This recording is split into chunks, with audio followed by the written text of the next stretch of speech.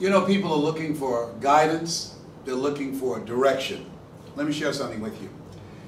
Power Principles by Paul Martinelli is something I highly recommend. It will give you guidance, it will provide coaching for you, it will help you to begin to expand your mind. Oliver Wendell Holmes said that once a man or woman's mind is expanded with an idea, concept, or experience, it can never be satisfied to going back to where it was. This series will change your life by Paul Martinelli. Get it.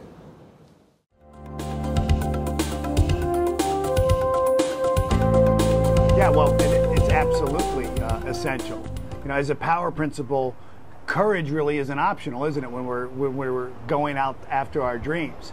You know, most people, and I guess they get it from the dictionary, will think of bravery as synonymous with courage, and I believe that there really is a difference. You know, I once heard it described this way, that bravery is for those who conquer someone or something else. Courage is those who conquer their own fears. And I just really love that distinction, because, you know, a person can be brave and express bravery every day in extraordinary acts. You know, when I was in the Guardian Angels, people thought that, you know, what I was doing was brave. Certainly we see it in firefighters and emergency medical personnel, and police officers exhibit, you know, bravery every day. But courage is not about kind of overcoming external forces. It's about overcoming the internal and external forces on ourselves. You know, about dealing really with the demons within and the challenges that we face and the fears that we face inside. So, as a power principle, you know, I've defined courage as the quality of our mind and spirit that really enables a person to face difficulty, danger, pain, fear, and other challenges, including the ability of what has to be done in spite of all the external resistance and internal resistance or opposition that we feel.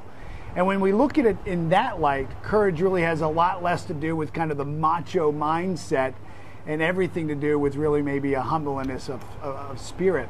And it involves us learning how to tap into the valor, the courage at the core strength needed when we are committed to following our vision and our life's purpose that come from our higher power. You know, courage is different than bravery.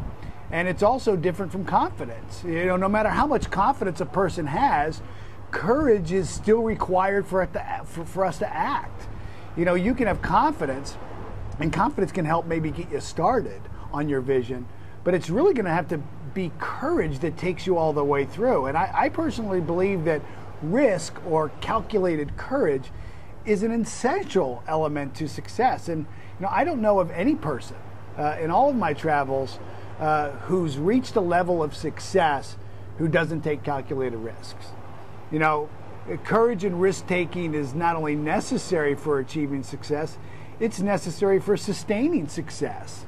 You know, I remember this when I first started my own business. You know, there were times when I was absolutely afraid. I didn't know what the next step was. And even when I knew what the next step was, I was afraid to take it. I wasn't sure of myself.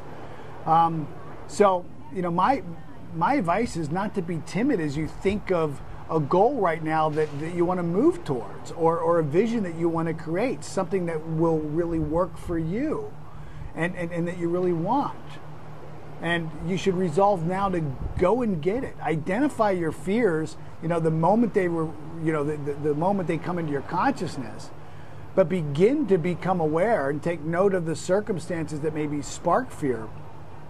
And this will give you some insight to your own resistance, which you can begin to honestly explore. See, it's not the magnitude of the task that matters; it's the magnitude of our courage. So, you know, we should dream really big and be courageous as you go forward, and it makes all the difference in the world in achieving success.